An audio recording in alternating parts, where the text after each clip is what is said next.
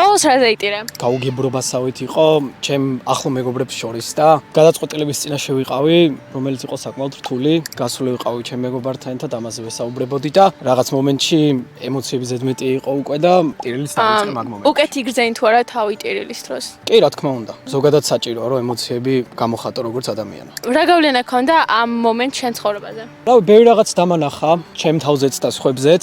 საბოლოო ჯამში ვიტყვი რომ კარგი გავლენა ჰქონდა დადებითი მხრივ პირადად ჩემზე. შენი აზრით ზოგჯერ ჯობია თუ არა ადამიანთან ურთიერთობის დასრულება? რა თქმა უნდა, ძალიან ხშირად ურთიერთობები არ გვინდა რომ სიმართლეს თვალი გავუსწოროთ ხოლმე და ურთიერთობები უფრო გვაზიანებს ვიდრე სარგებელს გვაძლევს და ზოგადად რა თქმა უნდა ურთიერთობამ სარგებელი უნდა მოგცეს რაღაც მხრივ მაინც.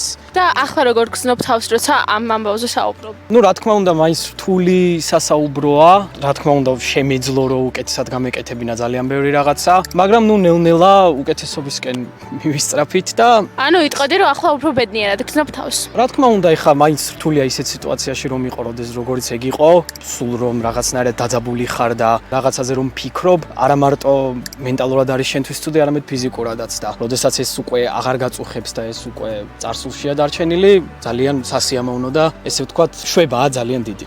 მადლობა დიდი. პირიქით.